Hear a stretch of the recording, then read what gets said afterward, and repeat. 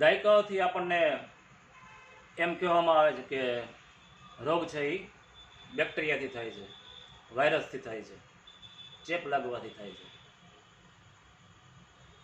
એક સમગ્ર વિશ્વમાં એક બહુ મોટો હાવ ઊભો કરવામાં આવ્યો છે વાયરસ વિશે, બેક્ટેરિયા વિશે, ચેપ લાગવા વિશે. માણસો એટલા ભયભીત છે, આપણે તો હજી ઓછું છે, પણ પશ્ચિમના દેશોમાં, યુરોપમાં, અમેરિકામાં માણસો સતત ચેપથી બીતા રહે છે, જીવાતોને મારતા રહે છે, એન્ટી બેક્ટેરિયલ દવાઓ ખાધા કરે છે, ડિસઇન્ફેક્ટન્ટ, એન્ટીસેપ્ટિક લિક્વિડ કેટલીય જાતના આખા દિવસમાં લગાડ્યા જ કરે છે લોકો. આનો ડિસએડવાન્ટેજ શું છે? બહુ મોટો ડિસએડવાન્ટેજ છે. એક માણસના પોતાના સ્વાસ્થ્યની દૃષ્ટિએ, રાષ્ટ્રની ઇકોનોમીની દૃષ્ટિએ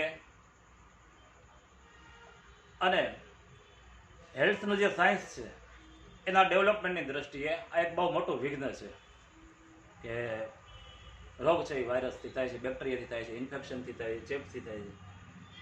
હવે એક તમે એક વાત સ્વીકારી લો ધારો કે ના, રોગ તો બેક્ટેરિયાથી જ થાય છે, વાયરસથી જ થાય છે, ચેપ લાગવાથી જ થાય છે.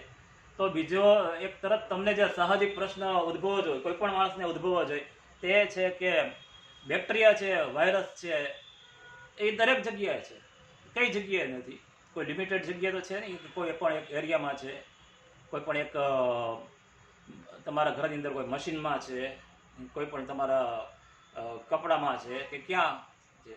બેક્ટેરિયા સર્વત્ર છે. ધારો કે બેક્ટેરિયા હશે, વાયરસ હશે તો એ સર્વત્ર હશે. કોઈ એક એરિયાની અંદર બધી જગ્યા હશે, બધી હવામાં હશે, પાણીમાં હશે.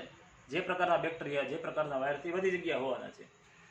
તો કોઈ પણ એક ચોક્કસ એરિયામાં વાયરસ, બેક્ટેરિયાનું ઇન્ફેક્શન સ્પ્રેડ થાય છે, તો એ એરિયામાં કેમ અમુક જ લોકોને ઇન્ફેક્શન લાગે છે? કેમ 10% ને 5% ને 2% ને 1% ને 20% ને 25% જ લાગે છે? કેમ દરેકને ઇન્ફેક્શન નથી લાગતું? કારણ કે બેક્ટેરિયા, વાયરસ તો એટલી સૂક્ષ્મ વસ્તુ છે કે માણસના શરીરમાં પ્રવેશવાની એને તક મળી જ જવાની છે. તમે કેટલું પણ પ્રિકોશન લીધું હોય પણ માણસના શરીરમાં પ્રવેશી જશે. એટલે જ્યારે કોઈ પણ બેક્ટેરિયા, વાયરસનો જ્યારે સ્પ્રેડ થયો હોય, રોગચાળો સ્પ્રેડ થયો હોય, અથવા નોર્મલ સંજોગમાં જ્યારે ક્યાંય પણ હોય ત્યારે એ દરેક મોટાભાગના 90-95-100% માણસના શરીરમાં એન્ટર થયા જ હોય. પણ દરેકને કોઈ પણ જે તે બેક્ટેરિયાથી સાથે જે તે રોગને સાંકળવામાં આવે છે, એ દરેક માણસને રોગ નથી થતો, બધા જ નથી થતો. બહુ લિમિટેડ માણસોને થાય છે, 1%, 2%, 5%, 10%. એનું કારણ શું છે? આ સવાલ બેક્ટેરિયાની થિયરી જ્યારે રજૂ કરવામાં આવી એ વખતે, આજથી દાયકાઓ પહેલાંની પણ સદી પહેલાં આ ઉદ્ભવવો જોઈતો હતો. એ હજી સુધી ઉદ્ભવ્યો નથી અથવા ઉદ્ભવવા દેવામાં આવ્યો નથી. એટલો બધો માર્કેટિંગનો ફોર્સ છે, એટલો બધો એડવર્ટાઇઝિંગનો. માર્કેટિંગ ફક્ત એડવર્ટાઇઝિંગ નથી થતું, ફિલ્મોમાં, બીજી ત્રીજી રીતે શિક્ષણની અંદર આપણને સતત એવું શીખવાડવામાં આવે છે. આધુનિક ચિકિત્સા વિજ્ઞાનના જે ડૉક્ટર્સ છે એના મુખ્ય વાહક બને છે. દરેક માણસના મગજમાં સતત ઠસાવતા રહે છે, બેક્ટેરિયાથી ભાગો, બેક્ટેરિયાથી બીવો, એન્ટીસેપ્ટિક વાપરો, આ વાપરો, એન્ટીબાયોટિક વાપરો, આ દવા દઈ દો, તાવ જલ્દી મટાડો અંદર સ્પ્રેડ થઈ જશે. એવી એક માણસના મનમાં ભય મૂકી દેવામાં આવ્યો છે. એનું કારણ ફક્ત એટલું નથી, એ એનું વિજ્ઞાન છે. એનું કારણ છે એમાં અબજો રૂપિયાનો ધંધો છે. જો માણસને એમ સમજાવી દેવામાં આવે, માણસના ગળે ઉતરી જાય દુનિયાભરના માણસોને કે બેક્ટેરિયાથી રોગ નથી થતો, વાયરસથી રોગ નથી થતો, ઇન્ફેક્શનથી રોગ નથી થતો, રોગ છે એ માણસની પ્રતિકાર શક્તિની ખામીથી થાય છે, તો કરોડો અબજો રૂપિયાના ધંધા પડી ભાંગે. કેટલાય ડૉક્ટરો નવરા થઈ જાય, લેબોરેટરીવાળા નવરા થઈ જાય, ઘણા બધા લોકો નવરા થઈ જાય. કોઈ પણ જગ્યાએ વાયરસ, બેક્ટેરિયા સ્પ્રેડ હોય ત્યારે અમુક જ લોકોને થાય છે, કારણ કે તે માણસની પ્રતિકાર શક્તિ નબળી છે. તમારા શરીરમાં બેક્ટેરિયા પ્રવેશે, વાયરસ પ્રવેશે, ત્યારે જે તે બેક્ટેરિયા કે જે તે વાયરસનો રોગ તમને ત્યારે જ થશે જો તમારું શરીર તેનો પ્રતિકાર નહીં કરી શકે, તો જ તમને એ રોગ થવાનો છે. એટલે મુખ્ય વસ્તુ બેક્ટેરિયા, એ તો જેમ માણસ છે, જેમ પ્રાણીઓ છે, પશુ પક્ષી, બધું આખું જીવ સૃષ્ટિ છે, એવી રીતે એ સૃષ્ટિ છે આખી. આપણે નહોતા તેથી બેક્ટેરિયા હતા, આપણે નહીં હોય તેથી બેક્ટેરિયા હશે, આપણે નહીં હોય તેથી વાયરસ હશે. સમગ્ર બ્રહ્માંડમાં વાયરસનું અસ્તિત્વ છે. કરોડો અબજો વર્ષ જૂનો એનો ઇતિહાસ છે, એનું આખું જુદું વિજ્ઞાન છે. પણ એ વિજ્ઞાનને આપણે જાણવાની જરૂર નથી. પ્રકૃતિ વિજ્ઞાનને જાણે છે એટલે બેક્ટેરિયા સામે બાથ ભીડવા, વાયરસ સામે બાથ ભીડવા આપણા શરીરની અંદર એક સિસ્ટમ હોય છે.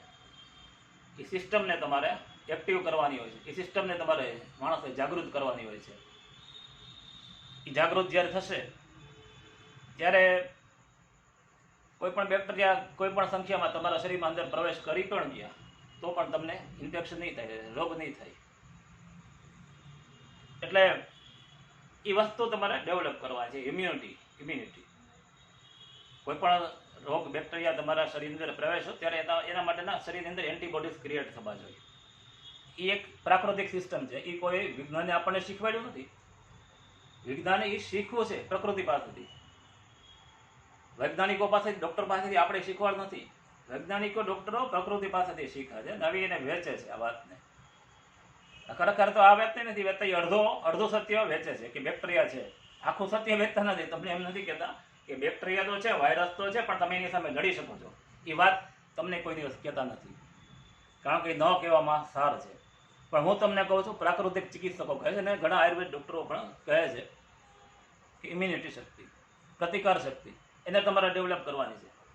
ડેવલપ કરવાની છે વાત ત્યારે આવી છે કે જ્યારે આપણે ઇમ્યુનિટી સિસ્ટમને એ લોકોએ ડિસ્ટ્રોય કરી નાખી છે અને ભાંગીને ભૂકો કરી નાખી છે. એક સામાન્ય કોઈ પણ જગ્યાએ જાઓ, સામાન્ય આમ તો રોગચાળો હોય તમને તરત લાગુ પડી જાય. કેમ એમ? આપણે ખોરાક ખાઈ છીએ, સારો ખોરાક ખાઈ છીએ, સ્વચ્છ હવા મોટા ભાગના લોકોને મળી રહે છે, છતાં કેમ એવું? પોલ્યુશન તો હમણાં થયું.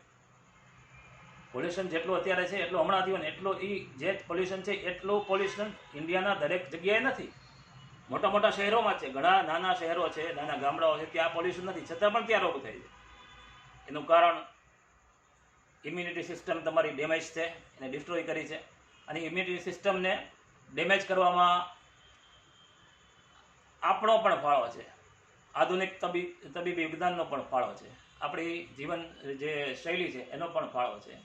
ખેતીવાડીની અંદર જે કંઈ પણ રાસાયણિક ખાતરો, જંતુનાશક દવાઓ ઉપયોગમાં લેવામાં આવે છે એનો પણ ફાળો છે. એટલે એ વસ્તુ આખી તમારે સમજવાની છે કે આ કઈ રીતે તમારે એ વસ્તુ ડેવલપ કરવી. આપણી પાસે હતી જ, આપણે ગમે રોગ સામે બાથ ભીડી શકી એવી શક્તિ આપણી પાસે હતી, પણ આપણે ખોઈ દીધી છે. તો હવે એ વસ્તુને ડેવલપ કરવાની છે. યોગ્ય ખોરાક ક્યારે લેવો, ક્યારે ન લેવો, કઈ વસ્તુ સાથે કઈ વસ્તુ ખાવી, કઈ વસ્તુ ન ખાવી, સવારે નાસ્તો કરવો કે ન કરવો, શું કરવો, આ બધા પ્રશ્નો સામાન્ય લાગે છે પણ એ સામાન્ય નથી. જે તમને આધુનિક તબીબી વિજ્ઞાન જેને કહેવામાં આવે છે, એ વિજ્ઞાન જે છે ને એનાથી 100 ગણું એડવાન્સ છે. 100 ગણું નહીં, હજારો ગણું એડવાન્સ છે. એ વિજ્ઞાનની પાસે હજી એ સિદ્ધાંત નથી પ્રકૃતિના કે રોગ પ્રતિકાર શક્તિ તમારી અંદર ભીતર જ તમારે ડેવલપ કરી. કોઈ પણ દવા લીધા વગર તમે કઈ રીતે ડેવલપ કરી શકો, એ રહસ્ય યા તો તેમને ખબર નથી યા તો તમને કહેતા નથી.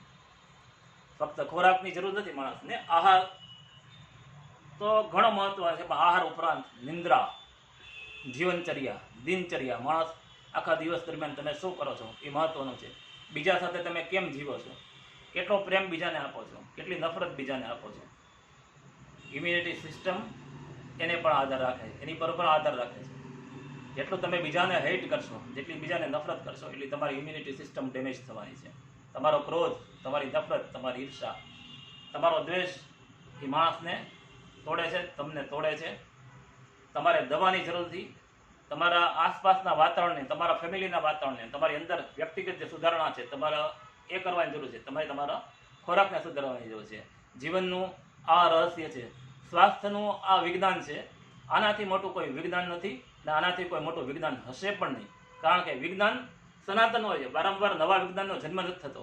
વિજ્ઞાન એક વખત જન્મી ગયું પછી એમાં બીજા વિજ્ઞાનનો જન્મ નહીં થાય. સિસ્ટમ એક કામ કરે છે, જે લાખો વર્ષ પહેલાં કામ કરતી હતી એ આજે કામ કરે છે, અને લાખો વર્ષ પછી એ જ કામ કરશે. જેથી સિસ્ટમ નહીં હોય તેથી દવાઓની સિસ્ટમ પણ જુદી હશે, ઉપચારની સિસ્ટમ જુદી હશે, માંદા પડવાની સિસ્ટમ જુદી હશે, અને જીવનનો આખો વ્યવહાર જુદો હશે.